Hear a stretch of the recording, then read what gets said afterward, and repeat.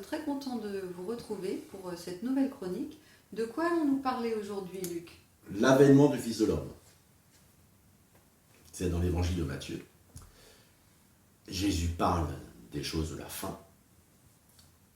Et après avoir rappelé ce qui s'est passé du temps de Noé, les gens mangeaient, buvaient, se mariaient leurs enfants, personne n'a vu venir le déluge, qui les a surpris. Et Jésus continue en disant « Il en sera de même à l'avènement du Fils de l'homme. Alors de deux hommes qui seront dans un champ, l'un sera pris et l'autre laissé. De deux femmes qui moudront à la meule, l'une sera prise et l'autre laissée. Veillez donc, puisque vous ne savez pas quel jour votre Seigneur viendra. Sachez-le bien. Si le maître de la maison savait à quelle heure de la nuit le voleur doit venir, il veillerait et ne laisserait pas percer sa maison. C'est pourquoi vous aussi, tenez-vous prêts, car le Fils de l'homme viendra à l'heure où vous n'y penserez pas. Quel est donc le serviteur fidèle et prudent que son maître a établi sur ses gens pour leur donner la nourriture au temps convenable? Heureux ce serviteur que son maître, à son arrivée, trouvera faisant ainsi. Je vous le dis en vérité, il l'établira sur tous ses biens. Mais si c'est un méchant serviteur qui dit en lui-même, mon maître tarde à venir, s'il se met à battre ses compagnons, s'il mange et boit avec les ivrognes, le maître de ce serviteur viendra le jour où il ne s'y attend pas, et à l'heure qu'il ne connaît pas, il le mettra en pièces et lui donnera sa part avec les hypocrites. C'est là qu'il y aura des pleurs et des grincements de dents. Bon, c'est une parabole Sévère. qui fait froid dans le dos. Qui fait froid dans le dos, c'est ça. Qui fait froid dans le dos. Oui. Et petite parenthèse, peut-être à l'époque, par rapport à l'époque actuelle, il ne faut stigmatiser personne, il faut avoir un langage lisse, mais Jésus a un langage qui n'est pas lisse. Qui n'est pas lisse. Ce ne sont que des images, et il ne faut pas s'arc-bouter sur les images. Quand il dit le mettre en pièces, Dieu ne va pas... Il ne va pas prendre un sabre. Voilà, il ne va pas écarteler le pauvre homme et le démembrer. Mais l'image est là pour dire, attention, tu as été méchant avec ceux qui étaient sous ta garde, et bien fais attention, non pas que Dieu soit méchant avec toi, mais que son jugement soit sévère sur toi. Parce qu'on ne fait pas du mal aux autres impunément. Alors Jésus n'hésite pas à prendre aussi le contre-usage de certaines images. Il vient comme le voleur. Jésus n'est pas le voleur. Mais il vient comme le voleur. Pourtant, ailleurs, Jésus dit que le voleur, c'est le diable. Le voleur ne vient que pour dérober, égorger et détruire. Mais moi, Jésus, je suis venu afin que les brebis aient la vie et qu'elle l'ait en abondance. Donc bien que Jésus ailleurs dise que le voleur, le menteur, le meurtrier, c'est le diable, il n'hésite pas à se faire passer lui-même pour un voleur. Un autre exemple. On accuse souvent Jésus de manger avec les ivrognes. Tous les publicains, c'est dans l'évangile de Luc, tous les publicains et les gens de mauvaise vie s'approchaient de Jésus pour l'entendre. Et les pharisiens et les scribes murmuraient, disant « Cet homme accueille des gens de mauvaise vie et mange avec eux. » Donc on accusait Jésus d'être un glouton, d'être un dépravé, puisqu'il mangeait avec les dépravés. Mais Jésus n'hésite pas dans une parabole à dire, eh bien, celui qui ne se comporte pas comme il le faut en m'attendant, ben, il est comme un ivrogne, et il boit avec les ivrognes. Jésus n'hésite pas à retourner l'accusation qu'on a contre lui, contre d'autres. Et il faut qu'on ait aussi, nous, cette liberté d'un langage qui n'est pas trop concret, qui n'est pas trop lisse, qui ne veut pas faire de vagues. Jésus n'hésite pas à faire de vagues. Maintenant, il le fait avec amour. C'est là que nous, il faut qu'on soit sûr.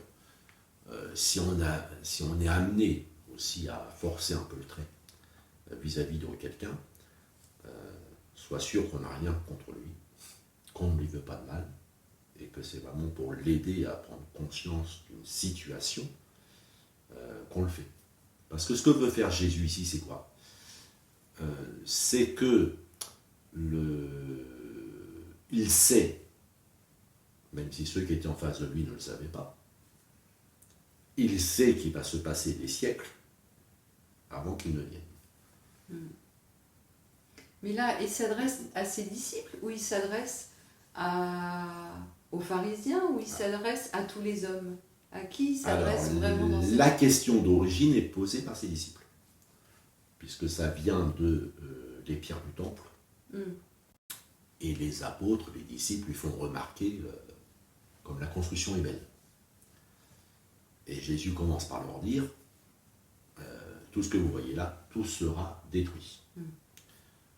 Et là, il lui demande quand. C'est-à-dire, quand ces choses arriveront-elles? Et c'est là que Jésus va donner des avertissements. Disant quand, je ne peux pas vous dire. Par contre, ce que je peux vous dire, il y a une manière d'attendre que ça arrive. Veillez donc, puisque vous ne savez pas quel jour votre Seigneur viendra. Et tout chrétien qui attend que Jésus vienne, que Jésus revienne, l'avènement du Fils de l'homme, que Jésus paraisse, parce que c'est un avènement. Il ne va pas venir, comme la première fois, du ventre de Marie. Et Jésus est arrivé dans le monde de façon, on peut dire, incognito. Un accouchement, comme il y a plein d'accouchements tous les jours. C'est comme ça que Jésus est venu la première fois. Ce qu'on célèbre tous les ans à Noël. Mais quand il va venir, c'est un avènement. Il va apparaître dans le ciel. Et tout œil le verra. Tout œil le verra, et qu'on soit hémisphère nord, hémisphère sud, on le verra. Même ceux qui sont au pôle nord le verront. Et simplement, à force d'attendre qu'il vienne, on risque de s'endormir. De baisser la garde, en quelque sorte. Baisser la garde, baisser la vigilance. Et Jésus dit, veillez, veillez, veillez. Et contrairement à ce que pensent beaucoup de chrétiens, quand Jésus viendra, il n'y aura pas forcément des grandes catastrophes. On ne sera pas dans la troisième guerre mondiale. Parce qu'il y a beaucoup de chrétiens, ils sont là, ils vont dire, c'est quand il y a beaucoup de catastrophes, ça veut dire Jésus revient. Ils pensent qu'en fait, ce sera lié à des catastrophes. Voilà. Alors que Jésus dit, c'est comme du temps de Noé. Donc, dans le temps de Noé, il ne se passait rien de particulier. Voilà, c'est la vie courante. Le confort. On se marie, on marie nos enfants, tout va bien. Et voilà, donc bien sûr, il y a des soubresauts, il y a des guerres, des petites crises économiques ou des grandes crises économiques, mais on ne peut pas dire que le signe de son retour, c'est la grande catastrophe mondiale. D'accord. Qui va, comme avec la crise du Covid, certains se sont dit, oula, peut-être Jésus revient. Peut-être, mais peut-être il va venir que dans 100 ans. Ça ne veut rien dire. Ça ne veut rien dire. Et il le dit bien, comme du temps de Noé. Ils ne s'aperçurent de rien.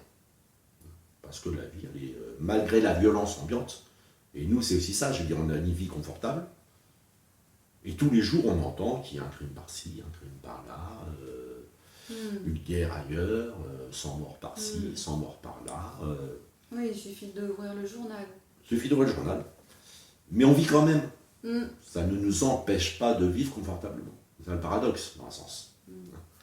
Alors que une catastrophe, elle, nous empêcherait de vivre. Quoi. On serait tous à chercher un petit bout de pain et tout ça. Mais ce n'est pas le cas.